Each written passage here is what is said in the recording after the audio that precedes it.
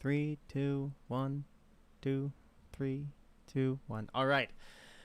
Good evening, everybody. Welcome back to the channel. It is me, Jello the Casual Card Gamer, and you are. I can't say the name of the podcast because that's what we do at the end of it. Anyway, welcome back to the show, everybody. It is me, Jello the Casual Card Gamer, and as always, it is GoldenNovaYugioh in his The Thinker pose and JC Theater YGO. Today, we're going to be talking about quite a few things. I can't look at the list on my computer because if I do, then you'll stop seeing our faces. But we'll get into it in a bit. But before we do that, how have you guys been these past 2 weeks? I'm good. I'm upset that technology is both a sin and a blessing to mankind, not allowing us to look at lists while Discord is going. But you know, I guess that's the way modern streaming is supposed to go. You got to memorize things now. Yeah. What about you, JC? I recently, not within the past 2 weeks, I would say the past month, I have an Amazon Echo now in my household, so I am one step closer to the technology taking over my life as well in a more negative aspect for sure. Now there is an enemy lurking in my my home at all times. But how are you doing, Jello? I am doing really well. Work has been a pain in the butt, but that's normal. And I recently got into Digimon because of my cousin, so yay, more we got outlets, him, folks. More outlets to burn money. But other than that, I have been pretty hyped for Yu-Gi-Oh, which is, you know, something that I haven't been for for a while now. And It's rare. Yeah, and it's because of one of the things we're going to be talking about tonight. But yeah, that's pretty much everything new that's been happening with me. So let's get straight into the meat of the show. First things first, King's Court released, what is it, 2 days ago? 3 days ago? Pretty soon. Or pretty Recently. Yeah, recently. There we go. Thank you. So, I was on TCG Player just a couple of minutes ago, and a few things popped out to me. And one of the first things I want to actually go over are the God cards. So there are 6 God cards in this set, two different printings for each of the God cards. There is a Secret Pharaoh's Rare and an Ultra Pharaoh's Rare. Can you guess which of the 3 God cards is the most expensive? Is it format staple and tier 0 super threat, the Wicked Eraser? You're very close. Ah, dang it. Oh well. So the most expensive. Oh, JC, you wanna take a swing at it? No, actually, I rather use my airtime to say that I've always been partial to the Wicked Dreadroot. So I'm sad you didn't lean in more to the correct wicked choice there. But okay, I'm sorry. We're not all obelisk fanboys here. I've always been a Slifer boy myself. But anyway, That's right. That's right. The most expensive Secret Pharaoh's Rare is the Winged Dragon of Ra. Right now, its market price is $580. Ow! Yikes. That's crazy. The Melvin energy is strong with this one. Yeah, the next we have Slifer at $543 market price, and then Obelisk and last at $451. Kaiba's having a field day with that. I know. He's either having a field day or just crying because his boy is like the cheapest of the 3. Now it kind of swings around for the Ultra Pharaoh's Rares because Slifer is the most expensive of the 3 at $154. Obelisk is second at $144, and Ra is last at $133, which is cheaper than Collector's Lightning Storm at $151. These are market prices. You know, some of the as low as prices flip that a little bit, but not as much. But yeah, just a few things. Lightning Storm isn't $100 anymore, which is wonderful. It is now $40 more, give or take. Market price has it at 42, but when I click it, it goes up to 45, and the most expensive listing that I've seen here is about $64, which is not bad because that would only give you the top half of a secret Lightning Storm before this reprint came out. So, what do you guys think? Because most of this set, unless you were going to play the Poker Night deck, which you probably can't if you thought your budget was only going to be $50 because Joker's Night is $20. There isn't very much to go. There isn't very much to to go off of from here. What do you guys think? No, I mean, I guess it's nice that Lightning Storm is 40% of its previous price. It's still super out of most people's budget. Like, maybe you can pick up one as a treat to have it for your locals, but it's better than what it was beforehand. I'm glad about that. It does suck that the face card night stuff is pretty expensive, but it's a legacy set and they're leaning on it. What are you gonna do? Yeah. JC, what's your angle? It sucks if you're a fan of the Poker Nights, Face Nights. Face Night is the actual name that Konami gave them, correct? Is that what they're called? Did not. That might be what it is. I'm writing a video for them, and the wiki article says that in the manga, or I think also in the anime, they're referred to as the Three Musketeers of face cards. That's a mouthful. So that's where face came from. Because I think it was our own GoldenNovaYugioh here that at least introduced the Poker Night name to me, which I like a lot better. But that aside, the point is, if you're a fan of these cool nights, you're gonna have a bad time when it comes to your wallet, because they definitely are leaning on to the face of the set being the higher rarity slots. But it's good for the people who want those random god card support cards other than the god cards themselves from the set, and just everything else. All the reprints, I think we might have discussed this a little bit on the last episode of the podcast, but the reprints are pretty solid. They're kind of all over the place, which is why it sucks for an out of the box experience. But in terms of just like value lowering, it did its job. It does suck that it makes sense from a business standpoint that they took Lightning Storm, which was a secret rare, and put it in the highest rarity of like a normal high rarity, obviously not like the lottery rarity cards, but in an ultra rare slot in the set, so it's not accessible still, it's just more accessible. But yeah, I don't know. I'm probably gonna pick up a few singles of this, just the random like Yang Zing cards I don't have, and like just like the random tiny stuff that they reprinted that was once expensive within their own decks that are now like rares. But I probably won't touch any of the new cards from this for a little bit. Except I say this now, but my wallet won't like me, and I probably won't do it. But Collector's Rare Rescue Rabbit, which I did want on the last episode, I called it. Too bad we didn't look at what we called to compare how right we were. Maybe next time or something. We'll do it for the Megatons. We'll have the told you so's and dang nabbits again. Okay, perfect. Oh, I love those categories. Please keep that. At least Rescue Rabbit is a collector's rare, and I will get it one day, if not now. It's actually at a decent price considering for collector's rares, because like they can get pretty expensive. Obviously, since they're not like guaranteed. What's the ratio in the boxes? Do you know, or in a case? They upped it since Genesis Impact. Oh no, they upped it since Toon Chaos to be 3 per case, if I can remember. 3 per case. So 3 or 4 per case.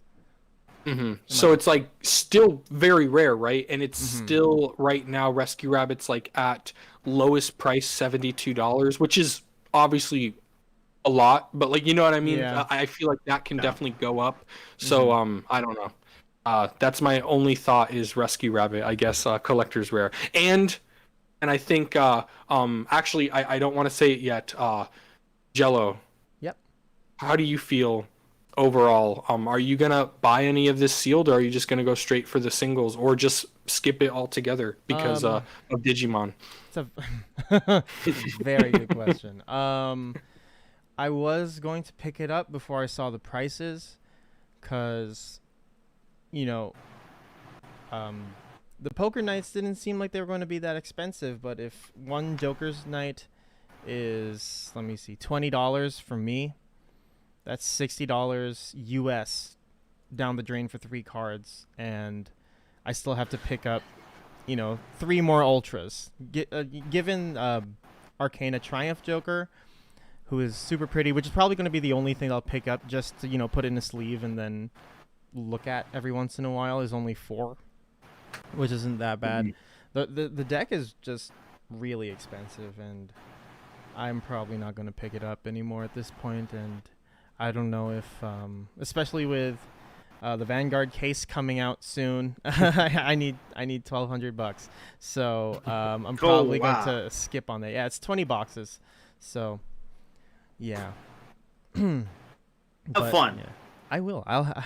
If there's anything that I will have when I'm opening up tons of boosters, it's fun. Money? No. Fun? Yes. Funny money.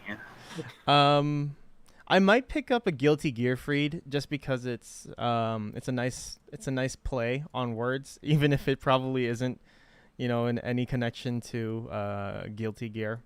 It is nice, and I don't know if JC and I were having this conversation earlier. If I really, really, really wanted to, if I really felt the need to, I might get a playset of Lightning Storms. If not, wait for the Megatons, because I'm personally in no rush to get any of these super expensive cards. But yeah, that's how I feel about it.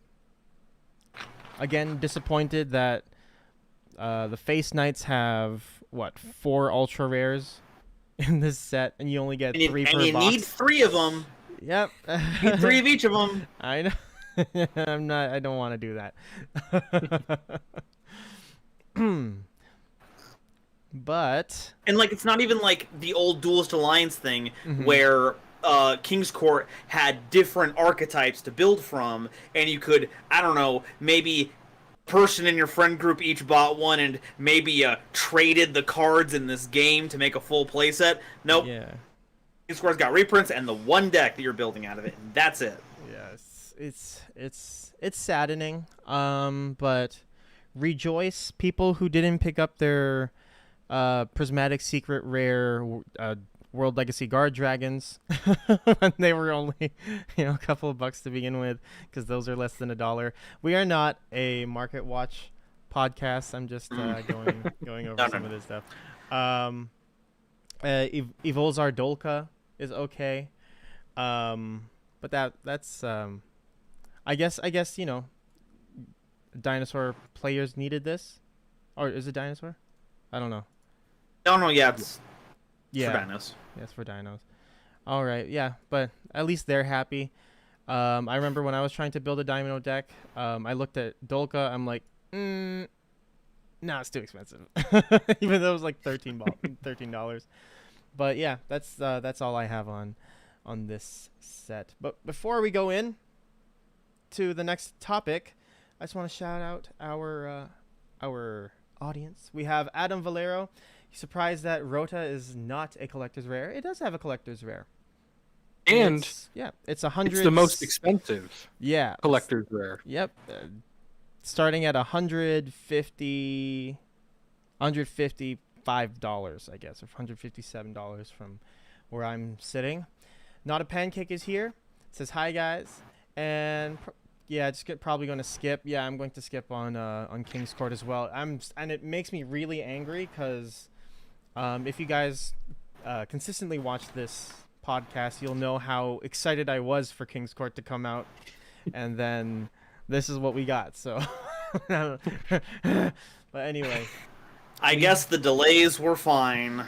Yeah, the delays were telling me to curb my expectations, and curbed they were, but not curbed enough, I guess. We have a new person in the chat. We have Showstopper. Hello. And Red Eyes Jackalow says you guys want some fun trivia regarding the U.S. Remote YCS. We're going to be talking about that later today. Please. So that'll be fun to go over.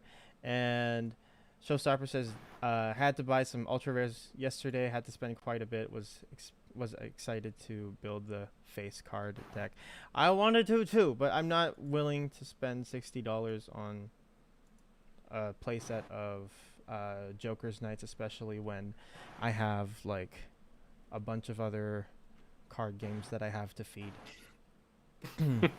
I already put a pre-order on a case of Megatins. That'll be my contribution to Konami's profits this year. I'm just saying, Imperial Dramon isn't a deck that builds itself. You know, you got to get those. You got to get those Sonic Blasters. Those aren't cheap. You got to splash some good green because you're not just playing blue. Like, come on, before I think you're playing here. Come on. Exactly. I'm having a lot of fun with Digimon. I only started playing 2 days ago. And yeah, I'm having a blast, but that's not what we're here to talk about. Let's get straight into the next topic, which is JC. Remind me because I can remember, but I want you to say it. We were gonna start talking about Burst of Destiny. Oh yes. Stuff. All right. So Burst of Destiny. Now, when I first heard the name of the set, it did not cross my mind at all that we would be getting any Destiny Hero stuff. It just didn't make that connection in my head, but we did get new Destiny Hero support and it is poppin'. I love it.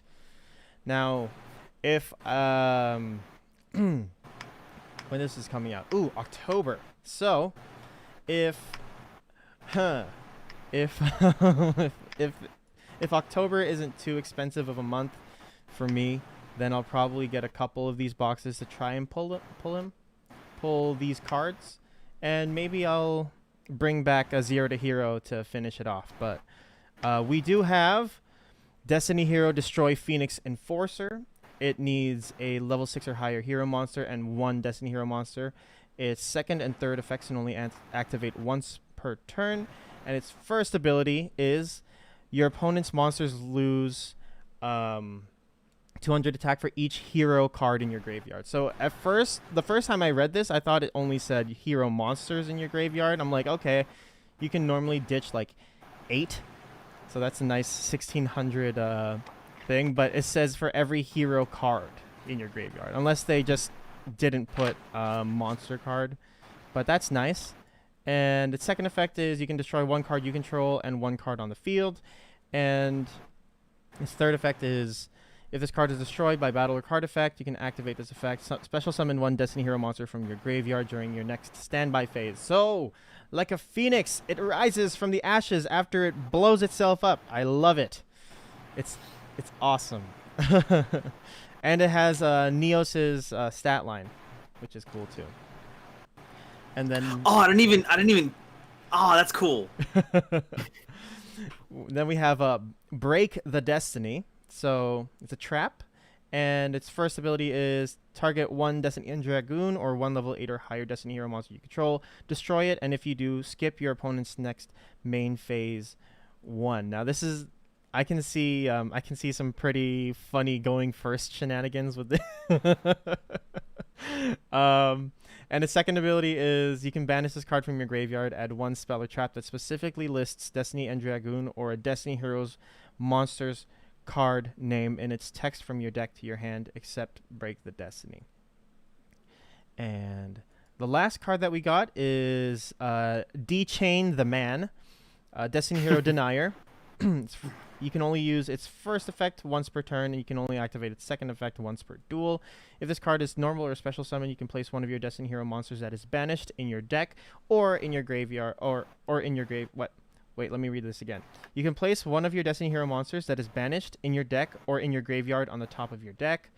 And the second ability is if a Destiny Hero monster other than Destiny Hero Denial Guy or Denier is on your other oh my god, I can't read. If you have a Destiny hero monster other than this monster on your field or in your graveyard, you can special summon this from your graveyard. It's a level 3. And yeah, pretty good stuff. I like it. I'm enjoying the view, and I'll be burning some cash come October, because Burst of Destiny is looking like a decent set now. What do you guys think of the Destiny hero stuff before we move into the rest of the stuff that was revealed? I absolutely cannot wait to draw my first 5 cards. One of them is Break the Destiny, and the other one is Fusion Destiny. Yeah. Make Dominance. Go to my opponent's draw phase and go, oh, that's cool. Anyway, Break the Destiny, Blast Dominance, get 3 monsters back, and now you're going right to battle phase. Sorry, I mean main phase 2. What are you going to do during your battle phase, not main phase 1, dork? Idiot. I've got 3 monsters on board now. I drew 2 off of Disc Commander just now. How dare you? It's going to be sick. And destroy... And I told all of you. I did that Twitter post. I did that Twitter poll.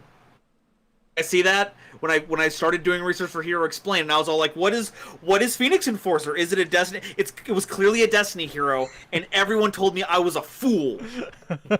Called it's elemental. No, Aster Phoenix summoned it. It's a Destiny hero, and I now have Vindication.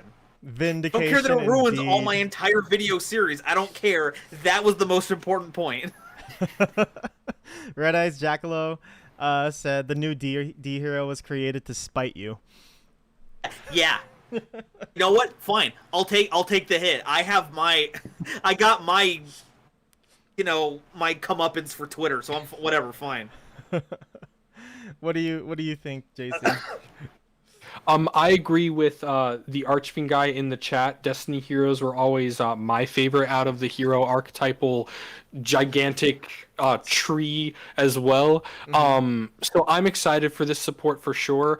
It's cool. I didn't notice the Neo stat line either, but it would work. You can literally fuse together Neos and a Destiny hero and bring this out, so that's pretty flavorful and cool because it's a level 6 or higher hero monster. Yeah, this is, I don't know, it's very cool. We know from past formats, and this is of course a little past, but the power of Scrap Dragon, and this is a quick effect Scrap Dragon that if you target itself, it phoenixes back out. So I don't know, I really like it.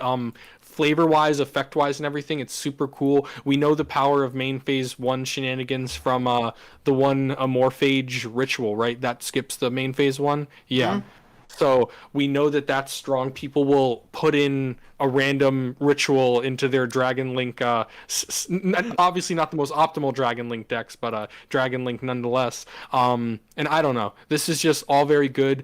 Denier I like as well. I thought it was very broken. I thought it was just a straight up repeatable special summon from the grave, but that second effect is once per duel. But that I like that better also because a lot of the smaller Destiny heroes have that once per duel since they just have such good random once per duel effects, right? So I don't know. This is just an overall win for me in terms of support. I don't know how meta impactful it will be, but usually with hero stuff, it doesn't matter how good or bad it is. You just give us some new artwork, some new cards that say hero on it, and they will be bought. So that is me.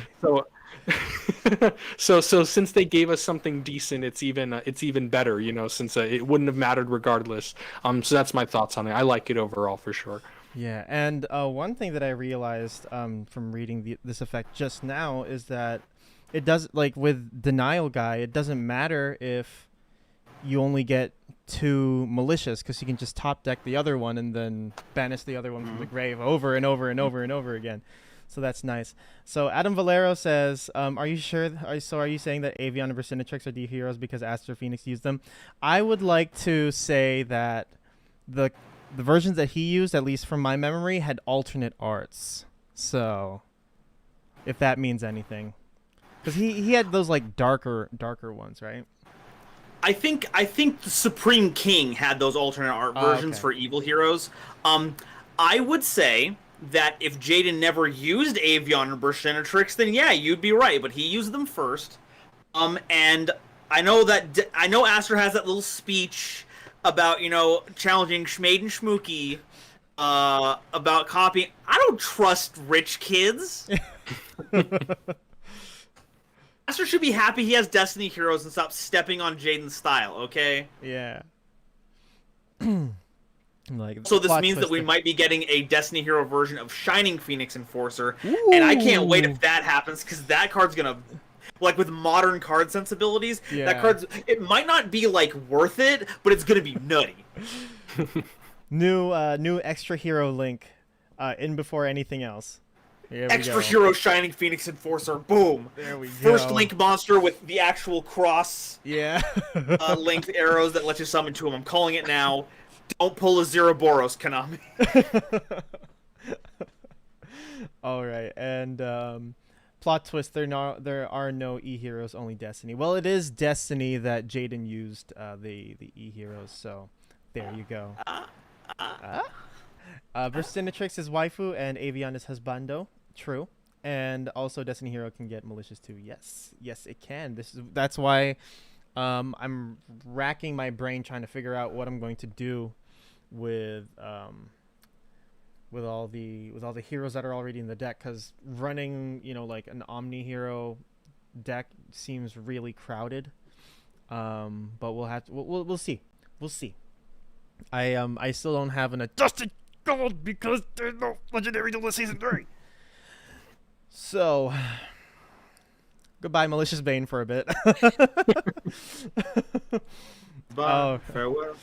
All right, and next on the list is this. I can't remember, and I'm looking on my phone. But if either of you could bring it up. Ice Jade. Oh yes. And Zhengzhan. Yes, you got it. Yay! As close as my my small brain can attempt without some more practice. Anyway, they're so cool. They are. They look so good.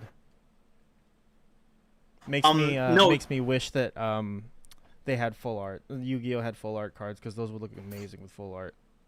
Real, dude.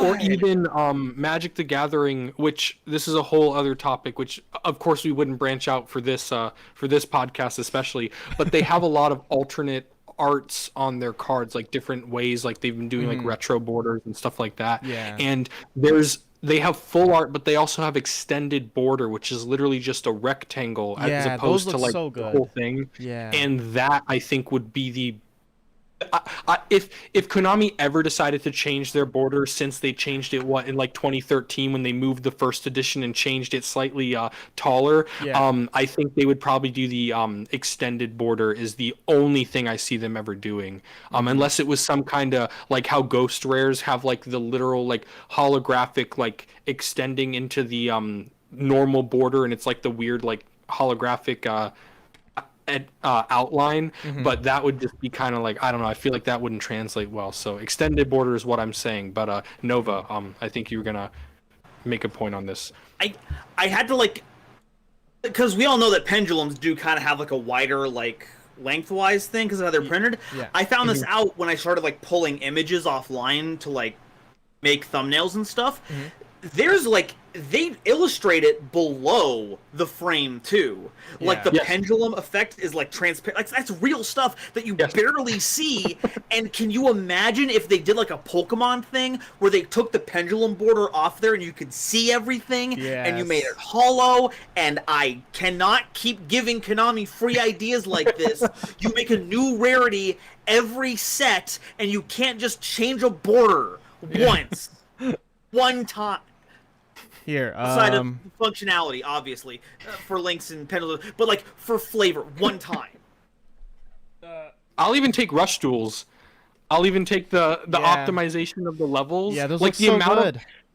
Yu-Gi-Oh cards have allowed me to count by twos visually so quickly because of counting the level of a monster. I just want that 1 star and it just say the number on top, and then the art is like also just a little bit like bigger and everything. But I know exactly what you're talking about with pendulums. I think we've all had our moment where we've looked up a card art for a pendulum and we were like, this has legs and feet, like this dragon has a lower half of its body. Like this thing is driving a motorbike. That is me. Excuse me? Yeah, and I have an example here from Vanguard. Full art and textured. You can see her legs across the glare. We're gonna be doing a lot of this. Oh yeah, JC, would you like to show and tell your god cards? Because okay, so the ultra.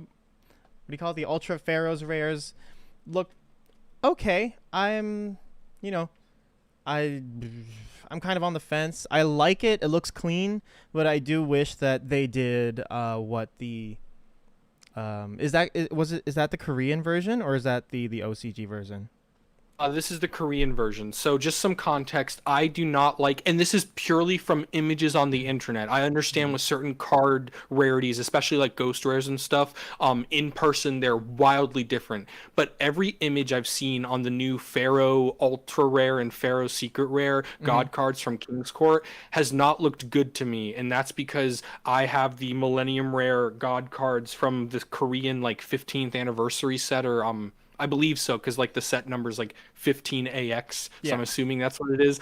But hopefully the glare will catch it. It's like dual terminal-esque. Oh gosh. Oh, there it is. Yeah. There, okay, I'm kind of seeing it there. Where it's like the hieroglyphics are on the actual there it is. Yeah.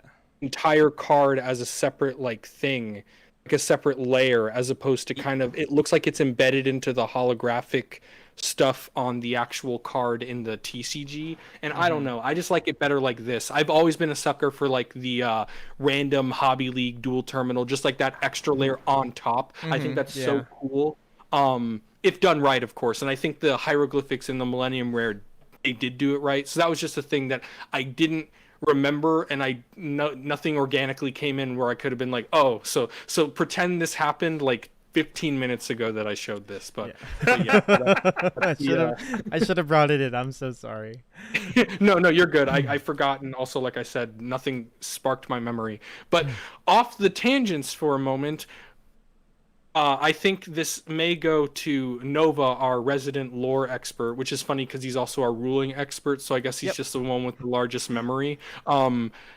Ice Jades and their other archetype that is connected to them. Go off. Tell us all about them in terms of lore. We can go over card effects. Anyone can read card effects, but it takes a trained eye and someone who's seen other trained eyes online to tell us what's that so helps. special about these archetypes.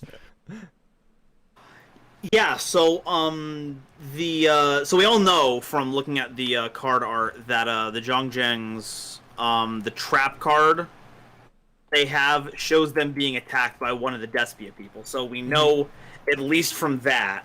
There might be something from the other trap card. I don't know who that lady is that the other members of the archetype are talking to. I need to do a lot more research to get the everything straight on that one. But the most interesting thing is the Ice Jades, which are so, like, in general, seem like just a random new archetype that they added into a set just out of nowhere.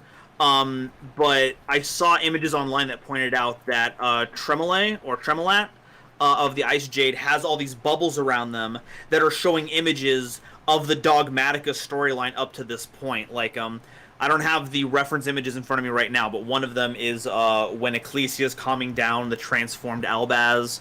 I think one of them is Stigmata of White, where he's accessing the power for the first time. So they're clearly some kind of, like, either they're observing something or they have some kind of, like, machine that holds their world inside, and, like, but the reference art for Ice Jade shows that there's a direct connection between them and the Zhongjang, and until I dig deeper into this and make more connections, I have no idea, but right now I am... What's going on? What's new with all this?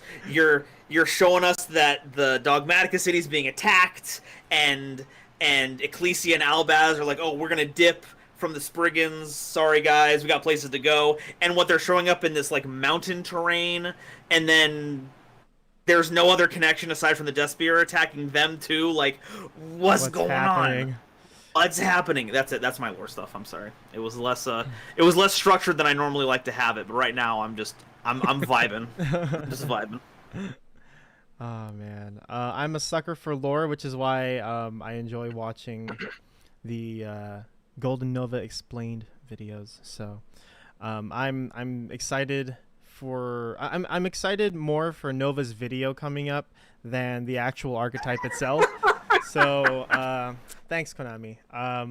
Oh, by the way, Burst of Destiny is like, I feel like there Konami was thinking, yo, there's some casual card dude that doesn't want to play our game anymore. Let's toss some Destiny heroes in there and some more Dogmatica stuff in there. He'll stay. Like, okay, you got me. Maybe he'll make another one of those Zero to Hero videos that we're such fans of. Maybe.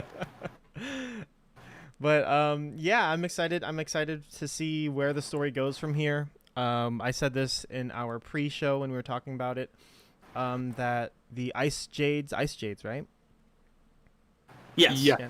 They feel like the Watchers from Marvel, just because, you know, like they're able to just watch everything that's going on, hence the Watchers. And the Jiangjing being related to the story and them having such amazing artwork, which was the original. This is actually where that this entire topic came from, and then we went off on a tangent on card art, and then we ended up here. But I'm excited to see where that goes, and yeah, not much more to say on that. What about you, JC? I just have a quick thing, and then I'll pass it over to Nova. Okay. The Zhangjiangs, the best thing I like about them, lore aside, of course, I think we can all agree that's the most hype thing about them, is mechanically, and also like with their whole like bringing out their like token tuners and their like a synchro strategy and stuff, but also the artwork is so cool to me. I just love the colorful armor that they got going on, and the Cheng Ying, the Zhangjian Grand Duke. His art is just so crazy. He's like I'm assuming boss synchro, you know, the highest level synchro. He just looks so cool to me. Just like the pops of like the gold, blue and red. I'm looking at a very small picture, so if I'm missing a major color, I'm sorry. But the point is, I just really like the artwork for sure. So Nova, I'm bouncing it to you for these guys. Yeah, I totally forgot to mention though. I believe the new version of Fleur de Lis that we got in Dawn of Majesty. The way they translated it, they're supposed to be part of the Zhangjiangs as well, and like the sword that she has, that like that triple. It all makes sense now. Yeah. Yeah, that big thing in the center that holds all together has their symbol on it. Oh, okay. So either she's originally from there, and they're going back there to like get their help, or that's one of the nations that Dogmatica attacked, took their equipment, and then Fleur de Lis was like, I'm jumping ship. Let me grab something that we stole earlier, and let's get the heck out of here, and then, I don't know, maybe we'll go talk to them. Yeah, because her armor got possessed, so... Oh, yeah. No, we're not going back for that armor. That armor's done. Yeah. That's not getting its blue book value, I'm telling you that much. Yeah, but it does make sense. Her entire aesthetic in that artwork is very oriental. The hat seems a little more Japanese than Chinese, which is what I sort of can infer from the name Jiangjian. So hard to say, but anyway, yeah, it's all coming together. Oh yeah, oh yeah, it's all coming together. First, I'm going to summon a Zhongjing, and then I'm going to make a tuner, and then I'm going to tune them together to make a giant dragon, and then I'll smash them with a hammer. Oh yeah. But anyway, before we go into the next topic, just want to shout out the chat a little bit. Fat Guy Yu-Gi-Oh comes in, says, what did I walk into for new hero link? Also Sparkman, best hero booty. I think Shiggies would disagree with you on that. I do also personally think that Neos takes the the butt for cake. that. Yeah, it takes the butt for that. The cake butt. Yeah, whatever. It takes that in that category. The new hero link, Zane. Oh, Nova. Oh, just riffing. Okay. I'll just riffing. Okay. Secret identities have been revealed on Oh this. God, I'm so sorry. Nova. Clearly, Nova. I'm not hero material right now. I'm in evil hero territory. Come on. Oh boy, I just realized your shirt is one for all. That's awesome. Is that one for? No, it's not one for all. Is it? Oh, No, all for one. All for one. Oh yeah. See, I'm just, I can't think. But yeah, Nova was theorizing that Shining Phoenix Enforcer is going to be a new link, the next extra hero. It'd be amazing to see. Let's see. Rush Duel's made with Maximum Monsters. Yeah, there's the artwork. TCS Maximum Gaming. Monsters. TCS Gaming Yes. was good. Everything's pretty good. Dokura Rider all day, baby. Nova just has the biggest SD card inserted in his brain. I would say that he has the biggest NVMe drive just stuck in there. I swear, it works so fast. Back here, you don't see it. It's there. It's under the ponytail. Yeah. I can't show you because that'd be an NDA violation, but it's there. The manufacturer would discontinue you. It would literally have my head. It's not good for me. All right, and then Lamau for your little discussion earlier on the whole thing, and Unfound Prodigy. Been a while. Did I miss the talk about the? Not yet. We were going to talk about that very soon. The new link for Evil Twins monster. Oh my God! As soon as I saw, what was it? Was it Booty Game?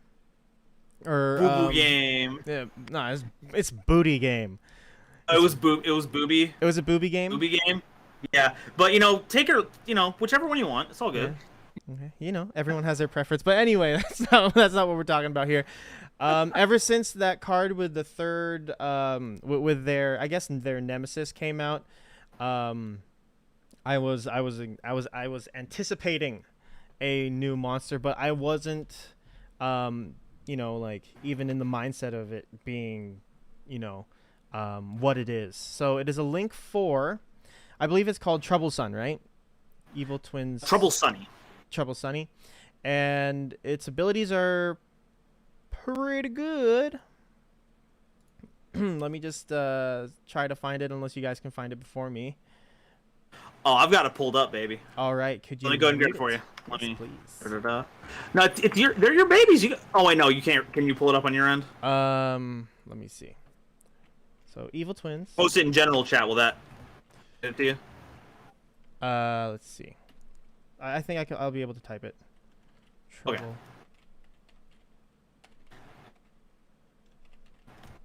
Gotta say, I'm just seeing the attack stat on that. Holy cow! Oh my gosh. Yeah, this 30. was released this morning or yesterday? I saw it today. Yeah, I saw it today. Yeah. So around it was midnight, late last night. Yeah. So barely today. It's, oh my God, it looks so good too. Like, it's beautiful. But anyway, so it is Evil Twins Trouble Sunny. So, it's a link for Light Fiend Link Monster with 3,300 slap-pajamas. It's one of those cross arrows, which is nice, I guess. And its link materials has to be 2+ monsters plus an Evil Twin monster. And both of its abilities are only once per turn.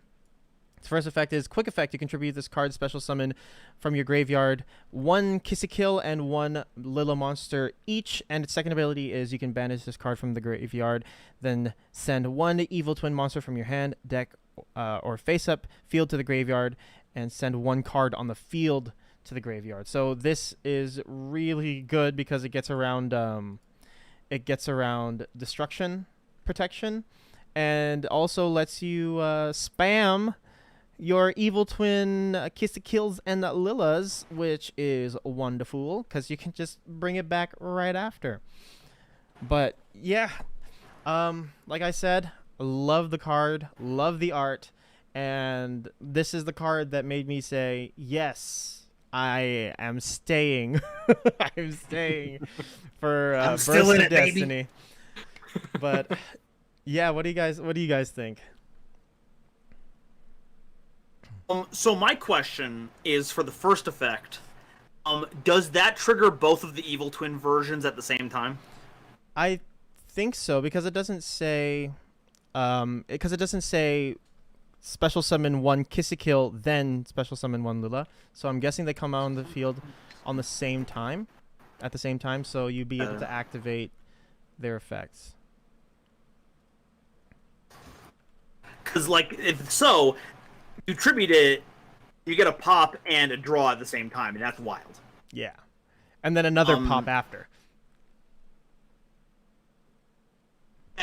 Yeah. So the other effect is ridiculous too, because at first I was like, oh, well, you can send things from the deck, so you can like throw, I don't know, the Frost one, I think is the one that goes well in Grave. Mm-hmm. So that's cool. But I'm like, no, wait a sec. If you already have Evil Twins, Kissikil, and Lilla, and your opponent refuses to get rid of one of them so that you can quick effect summon it, you can just use Trouble Sunny to send them, send a card on the field, and then use the one you still have to summon it right back and be all like, I never left! I will destroy another card. Like, that's so wild! Oh, man, Value! Man, ever since Genesis Impact, I told you guys, they're gonna get good. And now they are. Oh my god. You can just send friggin' the main deck one, and now you have both of them on board to summon it. So it's just it enables the main deck monster, and it makes it 44. Oh my god, it's so good. You know what it is? So good. You know what it is? What is it? It's What is it? evil. It is evil. Oh my god! Oh my god! Wait a sec. Guys, I'm coming up with something. What? Look at evil in a mirror. It's live!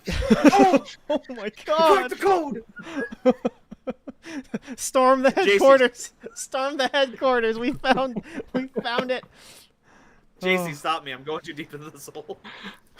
So, I think it's super good value. I have nothing new to input. You guys said it all. I think it's it's almost like satisfying that it's strong, like, you know, with the 3,300 attack, but it's also literally just like a stepping stone to have your other Evil Twins do crazy things, you know? So it's just, I don't know. I really like it. I think it's such a good mechanically, not unique, but, you know, just like what it does fits with the archetype. It's nothing like, oh, this is the Stratos of the deck, right? It's like literally like this is this of the deck, and it works so beautifully with everything. So this is just good card design for me, and it doesn't look too broken. I say this now, and then there's going to be some like loop or something. I don't think loop with this. It's hard once per turn, but still something's going to happen. But I like it. But we did, and I thought the stars aligned so perfectly when Unfound Prodigy brought this up, because this was literally the next talking point on the list. But there's something important about the next three, or the next two, and the Evil Twin, is that we all have a card coming out in Burst of Destiny that was in our Genesis Impact out of the box deck. Yes. And so with that, Oh wait, I just wanted to add one thing. Yeah. One thing. So, I'm guessing this is the Konami reveal stream, where they had like the live desk and people just reading out the abilities. But when remember back a couple of episodes ago, I think I said that maybe the Evil Twins are also being hunted down by IP Masquerena. I think it's been confirmed, because on the live desk, one of the people on it is cosplaying as IP Masquerena. So, yeah, let's go. Quick, someone get Komi Mori on this. We have more animations that we have to add to this crazy universe. Oh wait, no, that they it's have. not. It's not being chased by IP Masquerena. They're in the same universe as IP Masquerena, being chased down by S-Force. By the Oh, baby, S-Force. let's go. Oh yeah, boy. The universe, it's melding. I know.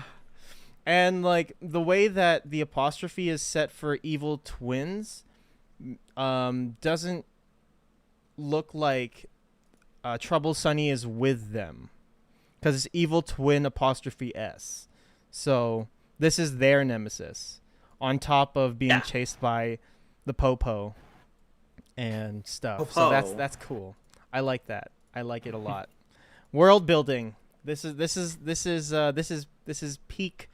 This is peak gaming here, when you have a good game and a good story.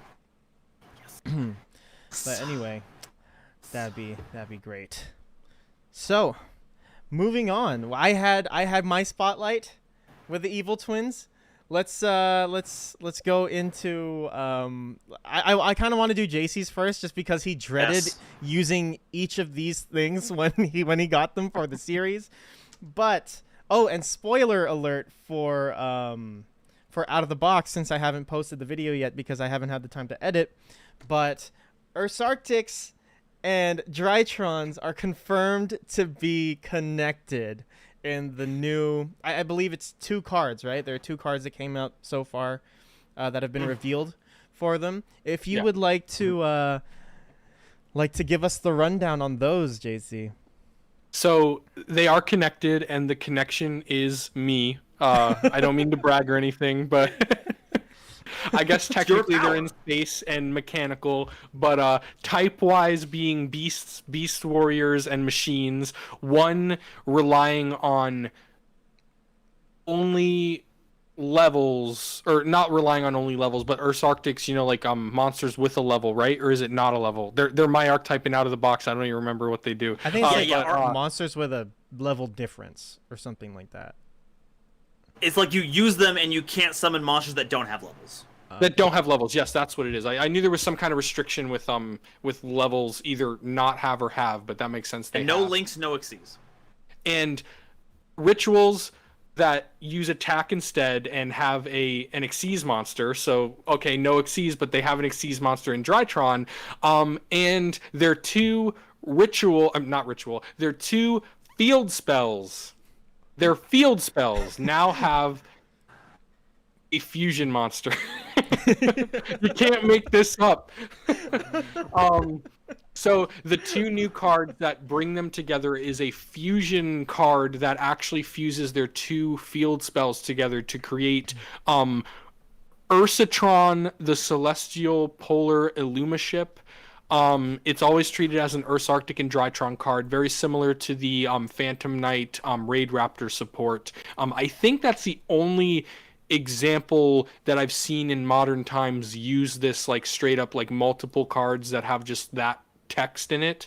I think this is more of a new thing when they just because at this point they tried to stop localizing things correctly, and they're just if we ever mess up in the future, we'll just write it in parentheses and they'll figure it out. This is both. No, actually that's just the thing. Salamangreats have 2 cards that are that. Yeah, Will of Fire or something, and Soul of Fire. Or it's I think they were we can too. either call it Salamangrate or use fire in it, one or the other. But we gotta it's but yeah. So I like it. I'm not even gonna read the effect because the only thing that matters is just that it's a fusion monster between 2 field spells, and it's between 2 archetypes that shouldn't go together mechanically, and they were the 2 archetypes that I have been given in Out of the Box. So it's just it's beauty, it's flavor to a T. So yeah, I really like it. I'm excited for them to come out, probably as super rares or something. I don't have either deck in real life anyway, unless I pull some wins in Out of the Box, and I'll have one of them. But yeah, so we'll see what happens when they're actually released. But I don't know. This is just such a crazy fusion, because at least the Phantom Knights and Raid Raptors, which is the set precedent for this, that made sense because it was the same anime character, correct? That used both, or was it not even? And I haven't seen Arc 5. I think it was in, or was it? I don't even know. Which card again? The Phantom Knights and Raid Raptors. Yeah, that was Yuto and Shay.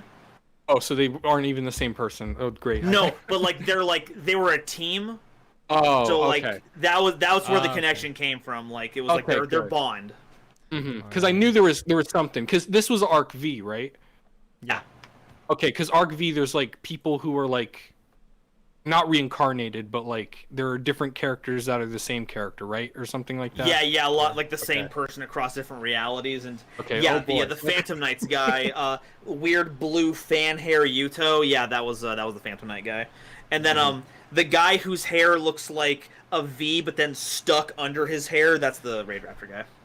Okay, perfect. Yu-Gi-Oh! Hair is my favorite. Yeah, I was gonna say we don't even need names in Yu-Gi-Oh! Just the hair. Decipherable hairstyles. Yeah. But I said my stuff about this. Do you guys have any thoughts about the? I feel like the effect is secondary to the actual existence of the card because it's not only connecting two archetypes that again don't seem like they go together except art-wise, but it also is a fusion monster between two field spells, which I think is something so remarkably crazy as well. So what are either of your thoughts on this?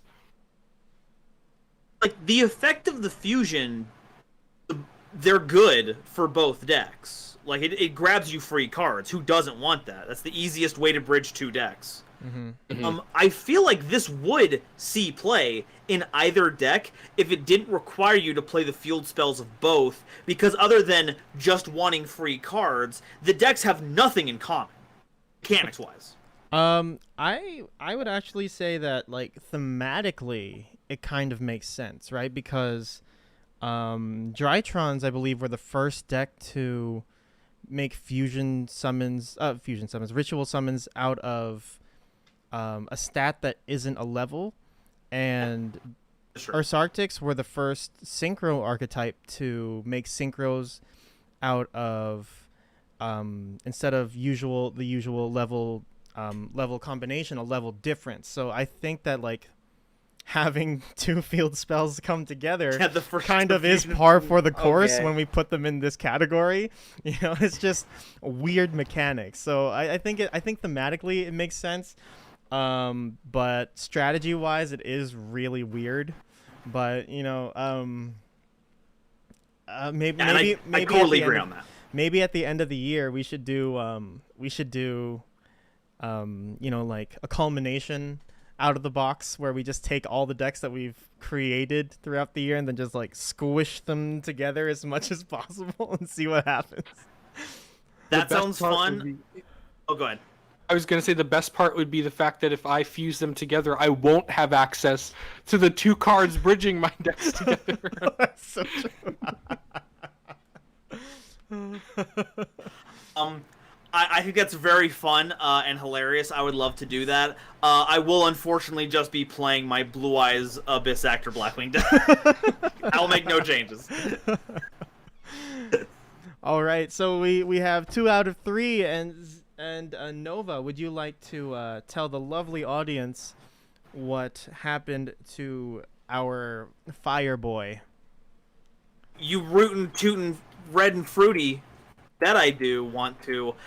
Folks, the biggest mystery of the Magistus has maybe been solved, because we've got Zorua the Magistus Daemon, or Daemon, I think it's Daemon. They're Daemon. No, it's level 8. Take the Spellcaster Tuner and any number of non-tuner monsters. When Synchro Summoned, you just equip a Magistus from the extra deck to it, which is great. You want to be doing that. You can target a Magistus you control and destroy it to summon them back from the grave. So it's got that, again, it's got that Fire Kingness to it, which it isn't confirmed it's connected to Fire Kings yet. But they just keep doing things that make the Zorua cards feel like it. And then, while it's on the field, your opponent can't activate the effects of monsters who share a super type with any Magistus monster card in your spell and trap zone, which is the whole thing that your deck is doing. Selene... Artemis. Artemis has their own effect to equip things, so you just do that, get a search. Links are turned off. You equip, you use Iwas to take a monster, it becomes equipped. Fusions get turned off. No Shadal weirdness, nothing like that. It's outstanding. I can't wait for this card. The art is amazing. That's all I can say. It's so powerful. So good. He looks so good. He looks scared and scary at the same time, but he looks so good. Like, So this is like, this follows the trend that Rilliona did. I guess like the younger version of Vare. They look like some kind of amalgamation of them and Aruru, or Ninaruru. So it's like they're doing the thing where they take these spirits that they summon them and they draw them into their body, and that's what got Alistair in trouble with the whole Kaliga situation. So I gotta wonder if this is like we're getting Zorua here, and they're like, oh, look at me, I've gained the power of this beast, and then next time we see Zorua, he's like full Kaliga, the dragon head is like coming out of his own mouth or something, and they're like, we gotta put him down. Zora was too far gone, and that's what causes the breakup. This lore keeps getting deeper, folks. All It's a right. conspiracy. They're covering up a murder. Okay, so before we get JC's thoughts on this, I just searched up what daimon is. So daimon or daemon, originally referred to a lesser deity or guiding spirit, such as the daimons of ancient Greek religion and mythology, and later the Hellenistic religion and philosophy. So he's basically a god now, or a lesser god, which is nice. Which yeah, makes sense. He turns into a damn dragon. What kind of non-god does that? Okay, I take that back. Lots of non-gods have done that in anime. But anyway, you know, he's a deity now, which is cool. And he looks like, again, I just have to stress it, he looks so good. Mans has butt wings. Butt wings. My favorite kind of wings. I'm gonna be completely honest. Shoulder blade wings, those are so 1999. Like, come on, we've done the anime thing. Butt wings are in. There we go. Red Eyes Jackalow. Question: boobs or butts? Answer: butt wings.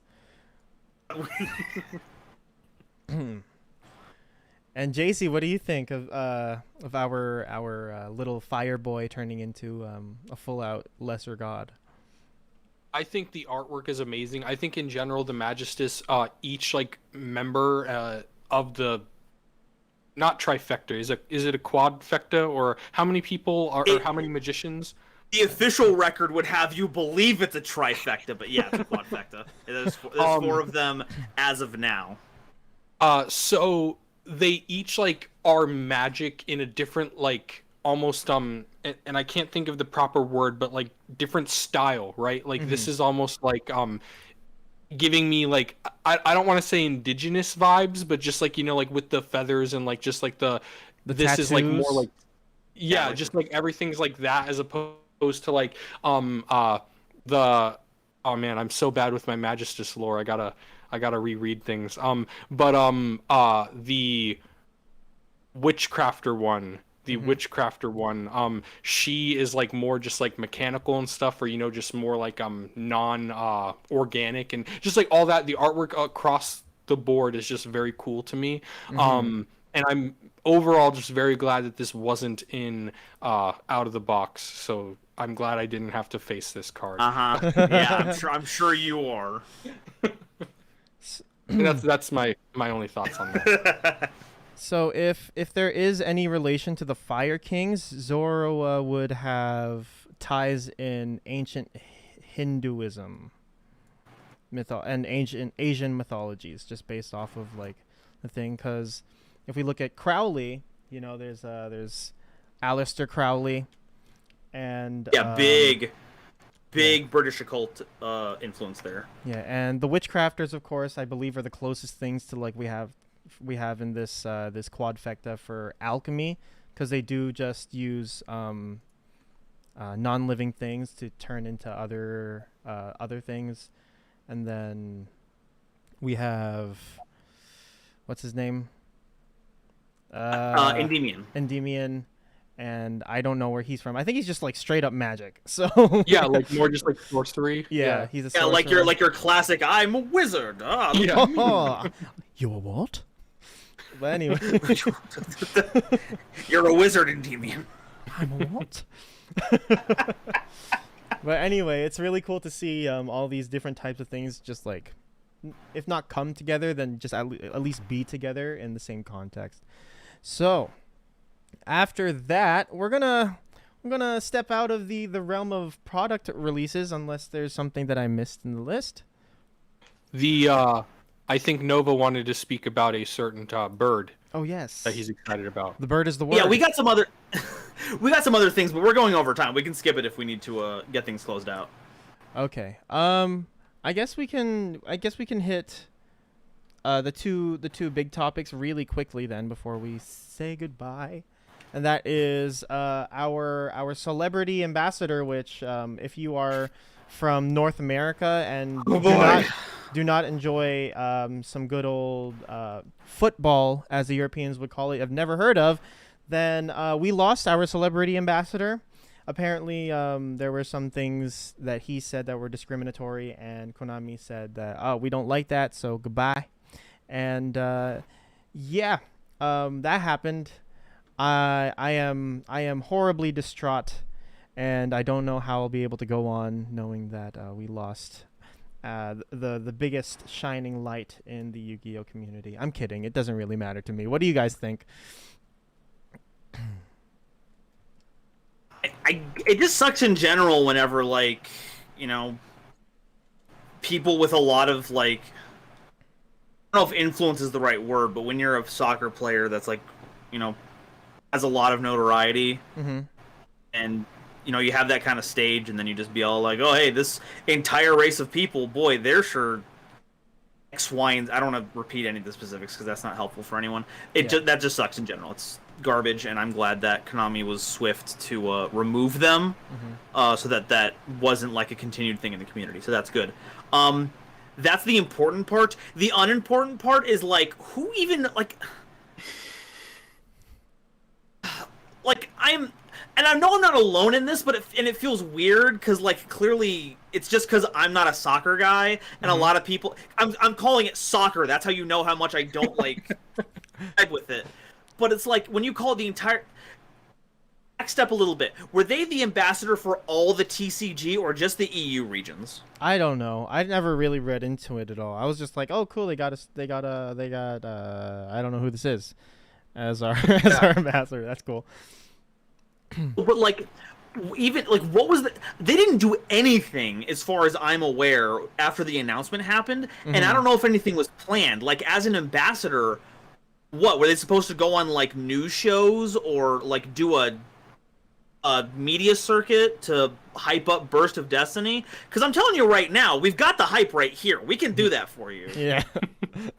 They don't need to pay several millions of dollars to get that guy's attention, We'll take six digits, Yeah, we'll take 6 digits. We're fine.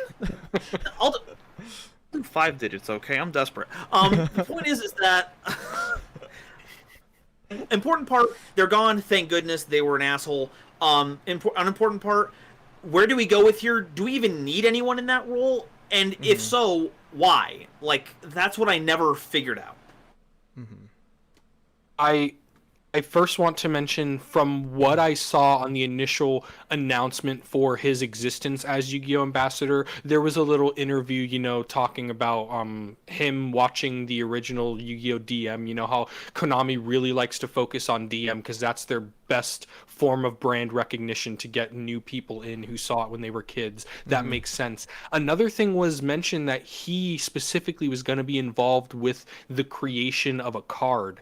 That's the only thing I know, though, was that he was going to be a face that they would probably use in some form of commercials, potentially, but there was an edited video as well, or like interview video, as well as his helping with the production of a card. Okay. So we would have gotten a UA card.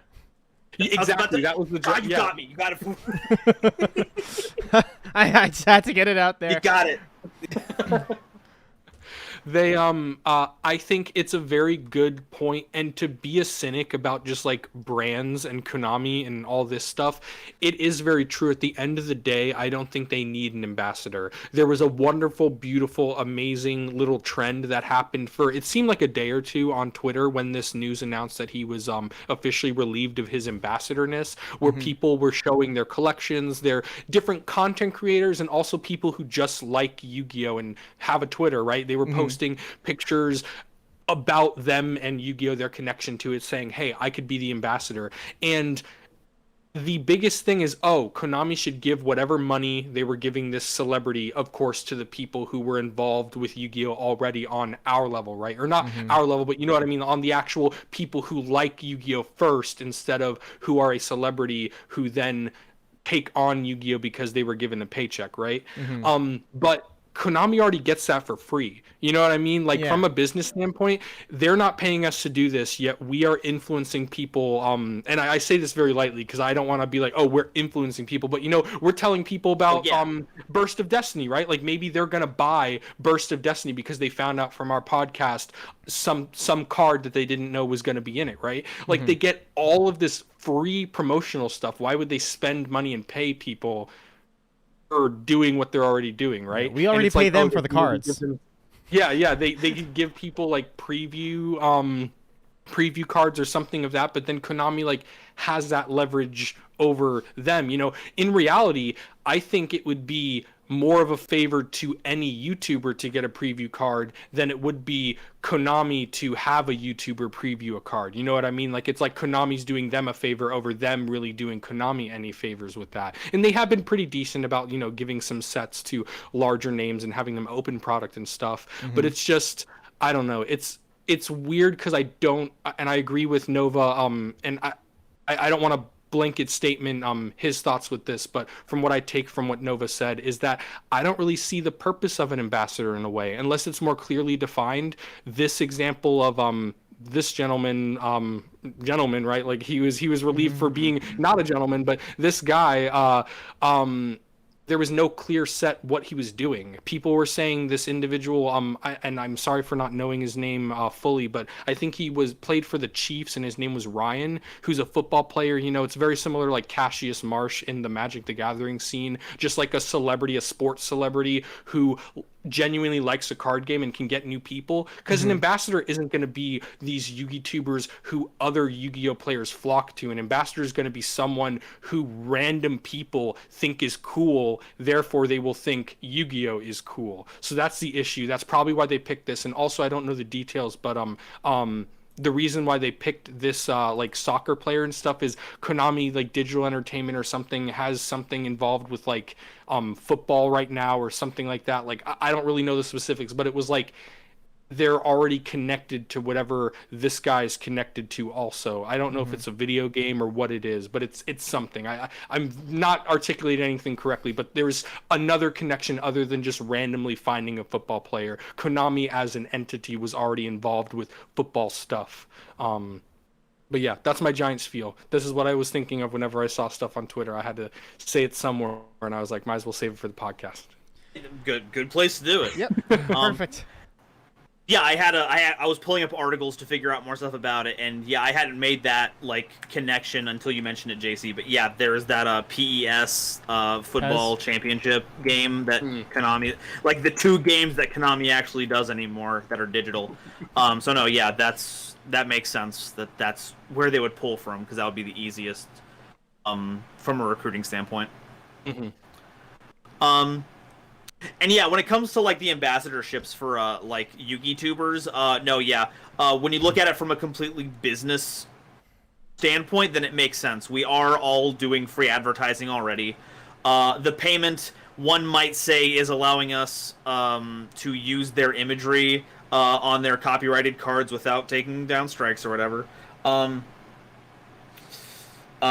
they could rescind that at any time, so I wouldn't call that a payment. But yeah, from a business standpoint, I get it. I think it would be nice to like make sure some people were like on retainer, just to like, and of course this would be for like the really, really big voices, just to make sure they're taken care of so they can keep doing it.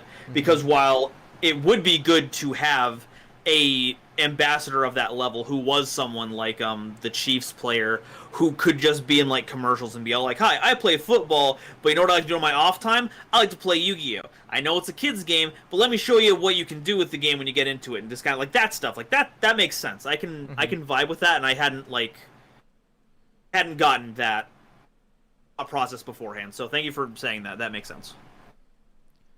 Thank you. I'm glad my ramblings sometimes produce a coherent thought. I get that. All right. And last last topic, I guess we can go into this for maybe a couple of minutes. We have YCS. I personally don't follow tournament results, but thankfully that's what we have Nova and JC for. So boys, what happened? Okay, so this is all... I didn't participate, so I don't have first-hand knowledge. This is all second-hand knowledge. I'm pulling from screenshots that Distant Coder posted on their Twitter, so it's a matter of public record. So I'll walk you through my thought process. Okay. The next video that I'm making that's coming out this Tuesday is Sky Striker Explained. I figured it'd be very topical because N-Gage just came off the list.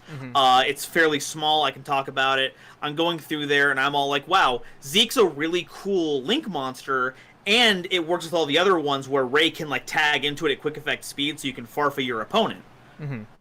Read through it, Zeke is the only one that you can't do that for. You have to hard make Zeke. And I'm like, okay, well, that's fine. That's cool. Write the script up. News starts coming out for the YCS about rulings of judges saying that it's totally legal to use Ray's quick effect to summon the Link 2 Zeke that says on the card, this card must be Link summoned as a viable option. And that's where it all gets started, folks. I am drawing the unbanning of N-Gage to every problem this YCS has had, because another ruling issue that they ran into was with Gozen Match. Okay. So who's here is familiar with Gozen Match? Raise your hand. I'm sure it's very simple. Yeah, no. Okay. So if a Sky Striker Ace Link monster is destroyed, triggers Ray Engrave, you can summon the Ray under Gozen Match in that scenario because you're triggering the effect with, one would think, no monsters because it's Sky Strikers. The ruling they were coming up with here is that when trying to use Ray's quick effect to tag into a Sky Striker Ace monster, you could do it as long as there was a dark target for Ray to tag into so that you could continue the dark attribute going on, right? Well, Zeke cannot be summoned off of that effect. Because it existed, they were like, well, because it's a legal target, that is something you can do, and then, once Ray leaves the field and you make a selection, you can change to any different attribute of Sky Striker Ace Link monster that you want to. When it's not even a legal target, I am screaming. It's like, I get it. Gozen Match, when it comes to rulings about how to keep that kind of continuity of attributes and when you can select to summon a monster of a different attribute, I get it. It's a little confusing. I'm not expecting everyone on the locals level to get that. We're running a YCS, dudes. Like I gotta imagine that there's like not communications between departments. When someone is deciding, you know what, I think Mobilize Engage should come off the list, let's test it at 1, there probably should have been a memo that went out that said, hey, Sky Striker's a pretty weird deck. Make sure that all of our like high-level judges are familiar with Sky Striker rulings before we get this out here. Like as a reminder, please brush up, because this is the funniest thing I have ever seen.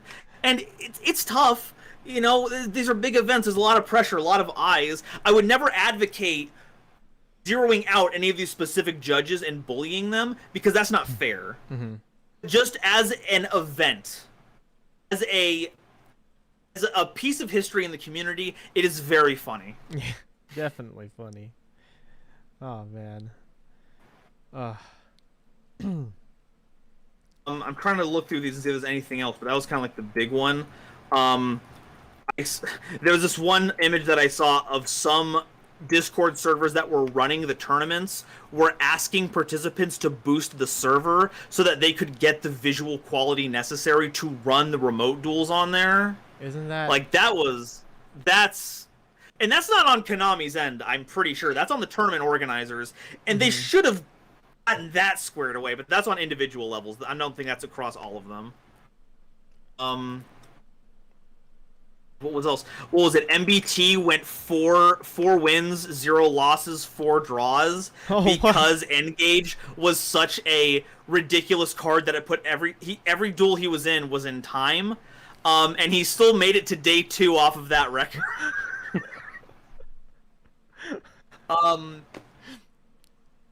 Can we get Engage off the list, please?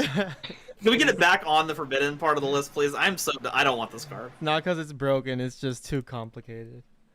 No, that's what he said. Like this. Well, at least when it came to Engage, like, it's not broken. It's just every deck that can run it's gonna run it, and games are gonna go to 50 minutes. Yeah. Oh man. But yeah.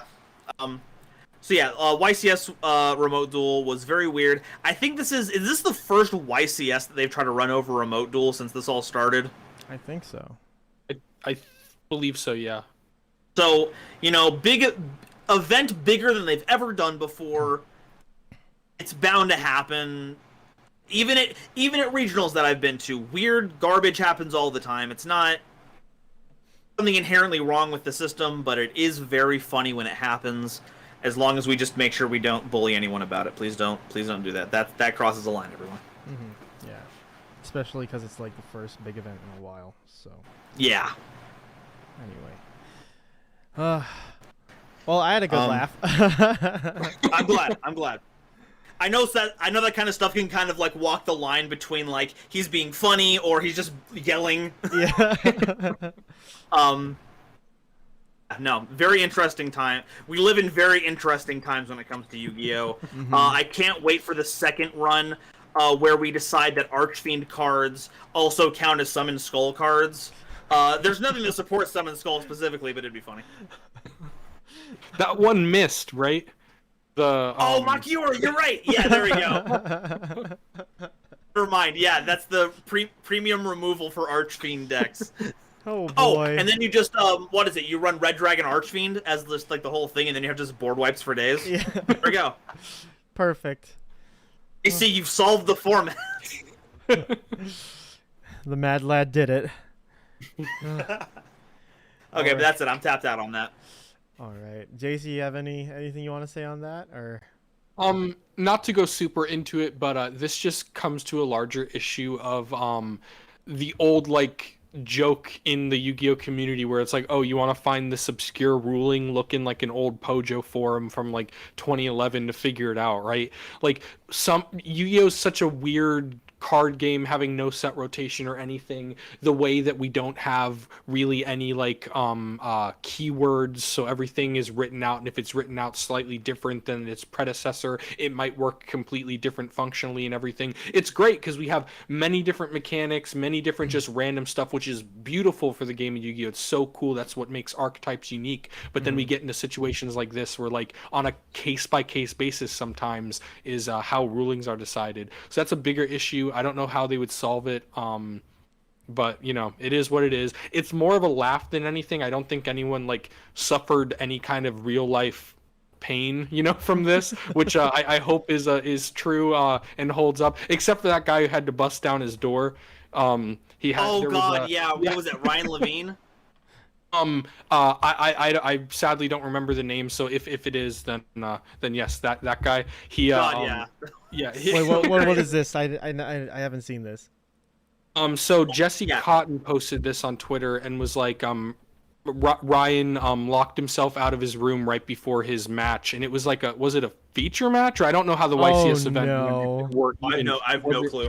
But like the point is, it was right before his match, and he locked himself out of his room. And later on, I saw this like when it happened, like the tweet happened, and then later on, I saw pictures of like his door was actually busted in, like he actually broke into his door to start his match in time. I couldn't imagine. I'm always fearful of locking my my doors. Luckily, since I live in an apartment, I like have keys, for them on the outside. It's not like those more simple locks where it's just a lock on the inside. Yeah. But very crazy and funny. And that's, I think, the overall takeaway is this was funny more than anything, and maybe even a breath of fresh air from all the evil that encompasses Yu-Gi-Oh. Sometimes, we all deserve a laugh. Yeah. Sadly, at the expense of others and doors. Yeah, but, it's all good and fun. Anyway, I guess that's it for tonight's show. Thank you, everybody who joined. I'll go through the chat like I always do. Adam Valero, Not a Pancake Showstopper for the first time. The Archfiend guy for the first time in a while. Red Eyes Jackalow. I believe I said Adam. Yes, Adam Valero. Fat Guy Yu-Gi-Oh, TCS Gaming, I think I said not a pancake, but just in case I didn't, not a pancake, Unfound Prodigy, and Red Eyes Jackalow a lot at the end of the show. Thank you guys so much for watching. We wouldn't be doing this if you guys weren't. And yeah, guys, before we leave, it's time. It's time for the plugs. The plugs, guys. There we go. Plugs, folks. Coming out of the walls here. There we go. Anything that you guys want to... Let's start with JC. JC, do you have anything coming up soon? Yeah, JC. I got some orders in the mail for some cards. I'm going to be building some Commander Magic decks. Oh, boy, yes. Gonna... Yu-Gi-Oh! Related, once something comes out physically in the TCG that I like and purchase and can touch, then maybe I'll make content again. But for now, I don't know. I'm still adjusting to life and all that good stuff. At least I will say, as long as I have this podcast and Out of the Box and whatever other things I have like with you guys, I consider myself at least somewhat of a content creator, you know? So keeping him in the game. It's a blessing and a curse, because you guys are also the reason why I don't feel too guilty about not making my own stuff, because I'm on this, right? But Nova, how's that 3 hour and how many minute video? The omnibus. Yeah, it's out. That you It's out. recently. Yeah, came out Tuesday. So it's out there. You can watch it. See? That's enough for me, guys. Are you looking at me right now? Yes. It's the Aqua script. Well, now there's the I forgot the name of them already, but the Jade. The Ice Chains. We talked about them less than an hour ago. You forgot their names already. So we're adding them to the script. That's the thing. Now I have to update the script. They came out. The that one Xyz that's like a jellyfish came out. There's been so many updates on the Aqua type since my initial inception of the video. So expect that sometime. You should just do list videos, like a list of every Aqua monster ever released, and you just go through all of them. Like, what do you call Classic it? Mr. Every Beast, naming all Yu-Gi-Oh monsters alphabetically. What was the Quentin Reviews video he did of that guy that that interesting like list video way of talking? I forget what they're called. What his name was. Chills? Yeah, Chills. Number 1, twin long rods. Number 2, water emotics. You just do that for the whole video. Yeah, or describe each one in like 3 words, you know. First censored card and just like move on. But what about you? Did you know that at YCS they can let you do Sky Striker, Ray into Zeke? No one knows who started this, but rumor. No. I don't currently have any big project plans right now. You deserve a break. A break from big projects anyway. Yeah.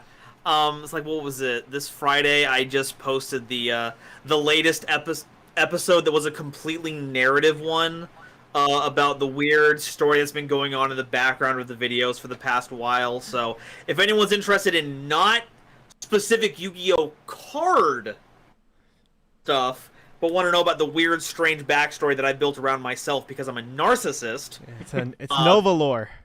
Nova lore. There we go. It's lore, technically. Don't at me. There's that.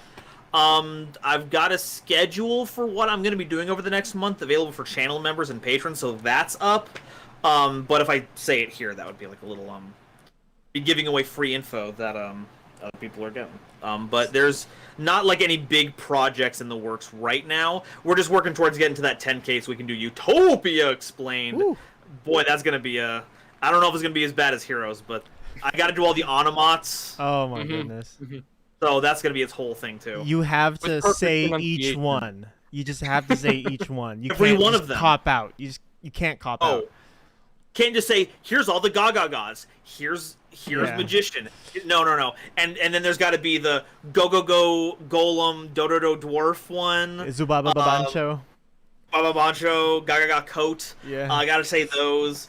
All the Archer. even the more side ones. Yeah. I gotta get all those because those are all onomats, even if they don't count them in like the field spell and all that. Those count, so I gotta add those. And you have to alternate them. You can't just like do the ga ga gas first. You have to do them like go go go ga ga ga, zubababa, and then like just keep going. So wow, that would be horrifying. That would my audience would kill me if I did that. I would die. Oh man. What's it? It's currently the idea is to do them in 2 separate videos. So get the Onomats and the Utopias, and I think episode 1's gonna be High Five the Sky, and the second one's gonna be Halfway to Forever. So that I can get all the Zexal fans in on this. I'm gonna all the Yuma stands. I'm doing this for you, mostly for me, but also for you. Yeah, we don't make content for the viewers. We make them for ourselves. What? Well, yeah, that's why I make the whole narrative story about me because once again, it's how you filter your audience. If I just make content about me, then I can just make stuff about me because it all matters about me. All right. What about you? What about you, Mr. Card Game of the casual variety? Just more casual card gaming, really. I have Overdressed to Impress coming to a head almost. Next Saturday will be the semifinals match with you two, actually. It'll be GoldenNovaYugioh and JC Theater YGO for the third time in the tournament. Got a good feeling about this one. This one, it's the third time. That's the charm. I got this. And other than that, out of the box, Arc 3 will be coming up soon. I just didn't have the time to edit it this weekend because my cousin did come from across the country and I wanted to spend time with him, so I just didn't have any personal time. And other than that, 2 weeks from now I'll be doing my case opening for Vanguard. It'll be I'm gonna make it 4 boxes in the first video and then 16 boxes on stream, so if anybody wants to join in on that fun, that'll be happening. The box is releasing on the 23rd, so I might be doing it on the 24th or the 25th. Not sure. Depends on the schedule of everything. I think the 25th will be our next episode. So, yeah, probably 24th live stream for that. And yeah, that is pretty much it. And that is it for the show. Thank you guys so much if you're still watching. And I am Jello the Casual Card Gamer. This is GoldenNovaYugioh, and this is JC Theater YGO, and you are now in the YGO.